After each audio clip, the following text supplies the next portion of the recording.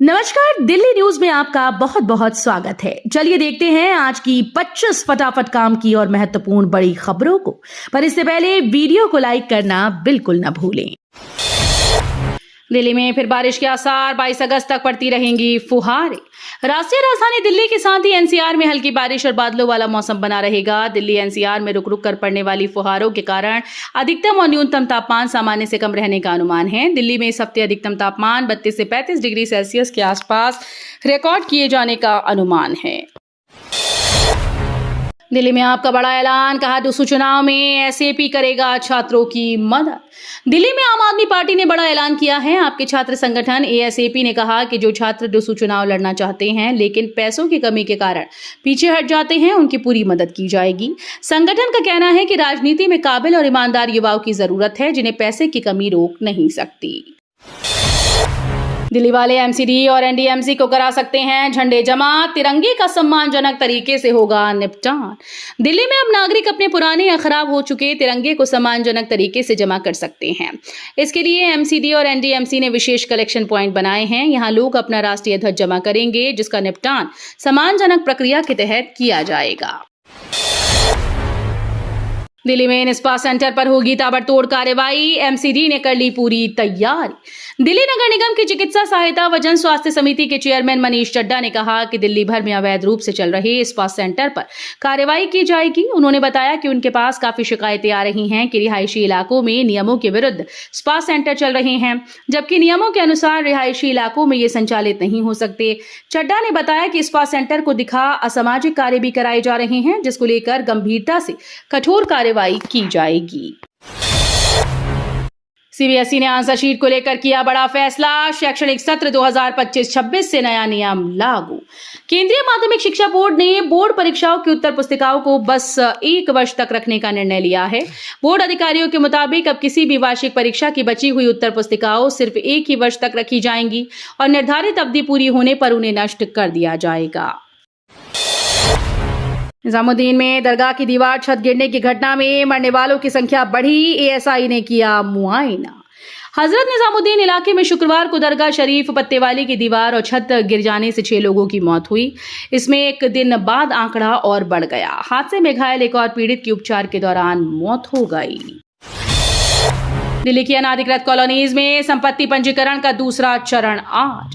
दिल्ली विकास प्राधिकरण प्रधानमंत्री दिल्ली आवास अधिकार योजना के तहत अनाधिकृत कॉलोनीज में संपत्तियों के पंजीकरण के लिए आज अपने एकल खिड़की शिविरों के दूसरे चरण का आयोजन करेगा। अधिकारियों के मुताबिक इन शिविरों का उद्देश्य अनाधिकृत कॉलोनीज में रहने वाले लोगों के दस्तावेजीकरण, पंजीकरण और समस्याओं के समाधान के साथ उन्हें जमीन का मालिकाना हक दिलाना है। दिल्ली पुलिस कमिश्नर का 3 चीजों पर जोर, कहा मिशन मोड में लागू किया जाना चाहिए। Delhi police commissioner SBK Singh ने कहा कि हम लोगों का विश्वास उस तरह से नहीं जीत पाए जैसा हमें जीतना चाहिए था। जयसिंह रोड स्थित पुलिस मुख्यालय लॉन में आयोजित समारोह में सिंह ने 3 चीजों पर जोर दिया। साथ ही कहा कि इन्हें मिशन मोड में लागू किया जाना चाहिए। दिल्ली में कभी भी आ सकती है बाढ़, खतरे के निशान के करीब पहुंची यमुना। दिल्ली के पुराने रेलवे पुल पर यमुना नदी का जलस्तर शनिवार सुबह करीब 9 बजे 205.22 मीटर तक पहुंच गया, जो खतरे के निशान 205.33 मीटर से कुछ ही कम है।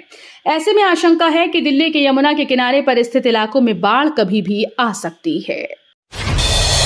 दिल्ली से खाटू श्याम सालासर बालाजी के लिए शुरू होगी हेलीकॉप्टर सेवा। दिल्ली से राजस्थान के धार्मिक स्थलों खाटू श्याम और सालासर बालाजी जाने वाले श्रद्धालुओं के लिए बेहद अच्छी खबर है। इन धार्मिक स्थलों के लिए राष्ट्रीय राजधानी से जल्द ही हेलीकॉप्टर सेवा शुरू होने वाली है, जिसके बाद वहां दर्शन के इच्छुक भक्त कुछ ही घंटों में अपनी यात्रा पूरी करके वापस आ सकेंगे। यह हेलीकॉप्टर सेवा दिल्ली के रोहिणी हेलीपोर्ट से 23 अगस्त से शुरू होगी।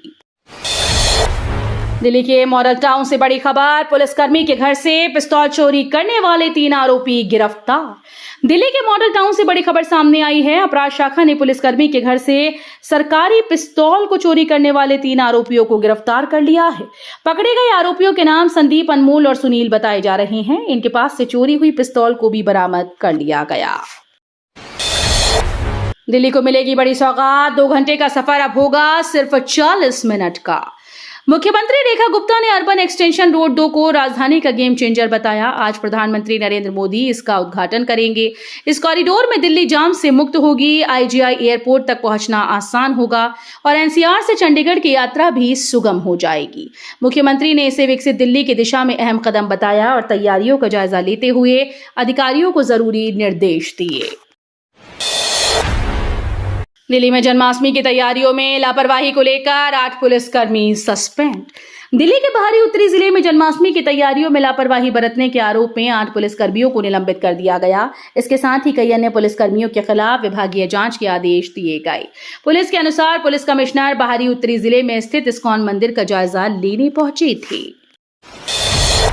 पूर्वी दिल्ली में पतंग पकड़ने के चक्कर में 6 साल का बच्चा नाले में गिरा, सर्च ऑपरेशन जारी। पूर्वी दिल्ली के वेलकम इलाके में एक दर्दनाक हादसा सामने आया। यहां 6 वर्षीय अदनान पतंग पकड़ने के दौरान सिंचाई और बाढ़ नियंत्रण विभाग के खुले हुए बड़े नाले में जा गिरा। सूचना मिलते ही पुलिस और दमकल विभाग की टीम मौके पर पहुंची और बच्चे को ढूंढने के लिए सर्च ऑपरेशन शुरू किया।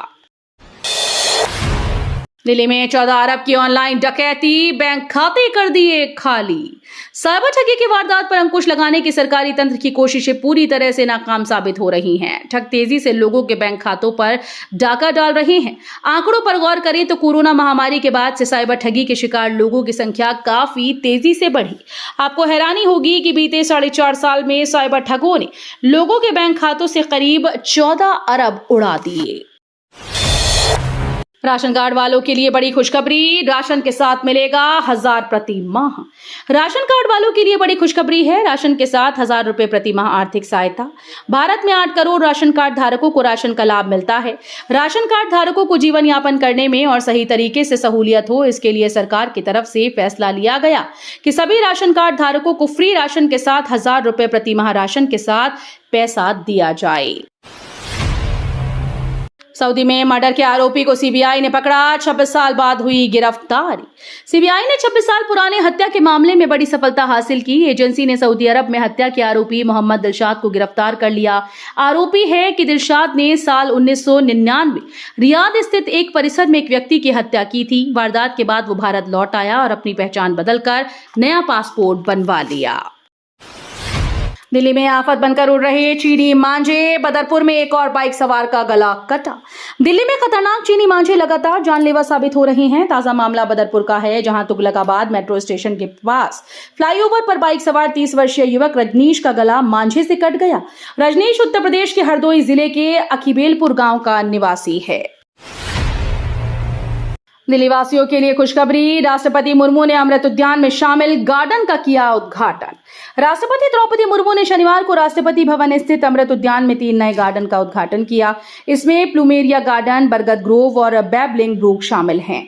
राष्ट्रपति भवन के एक्स अकाउंट पर दी गई जानकारी के मुताबिक ये तीनों गार्डन आम जनता के लिए 14 सितंबर तक खुले रहेंगे। सत्ता में रहकर भी कॉलेज इलेक्शन में खाता नहीं खोल पाई आप, बीजेपी ने किया कटाक्ष। दिल्ली बीजेपी प्रदेश अध्यक्ष वीरेंद्र सचदेवा ने आम आदमी पार्टी और अरविंद केजरीवाल पर तीखा कटाक्ष किया। सचदेवा ने कहा कि सत्ता में रहने के बावजूद आप कॉलेज चुनाव में खाता तक नहीं खोल पाए। उन्होंने आरोप लगाया कि केजरीवाल रीलॉन्चिंग और रीपैकेजिंग राजनीति के माहिर खिलाड़ी हैं और इसी के तहत नया छात्र संगठन लाने की कोशिश कर रहे हैं। दिल्ली एम्स की ओपीडी में जनवरी से अब तक आए 50 लाख मरीज, लगभग 3 लाख की गई सर्जरी।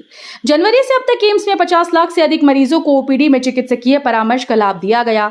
वहीं इनमें से 3.5 लाख मरीजों को भर्ती किया गया। अलग अलग मरीजों में लगभग 3 लाख सर्जरी की गई, तो वहीं एमआरआई का आंकड़ा 15,000 तक पहुंच गया।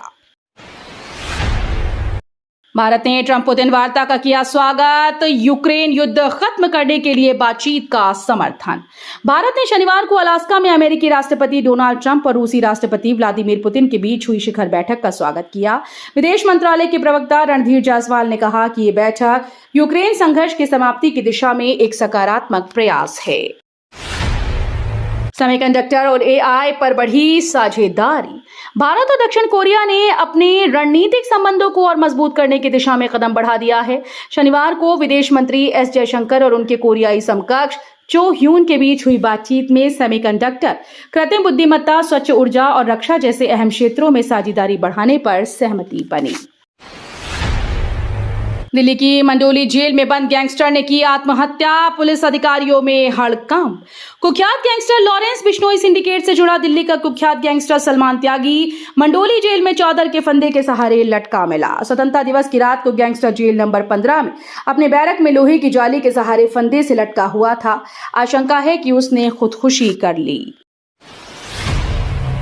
दिल्ली के बुजुर्ग दंपति को 18 साल बाद मिला इंसाफ, फ्लैट विवाद में हुआ समझौता। दिल्ली में बुजुर्ग दंपति को 18 साल बाद इंसाफ मिला। 80 और 73 साल के बुजुर्ग दंपति के इंसाफ की कहानी किसी फिल्मी ड्रामे से कम नहीं। 18 साल पहले अपने जीवन की जमा पूंजी लगाकर खरीदे गए फ्लैट का कब्जा न मिलने के बाद आखिरकार इस दंपति को लंबी कानूनी लड़ाई के बाद राहत मिली। तो ये थी आज की बड़ी खबरें। रोजाना ऐसे ही सबसे पहले अपडेट पाने के लिए चैनल को सब्सक्राइब करना बिल्कुल न भूलें। धन्यवाद।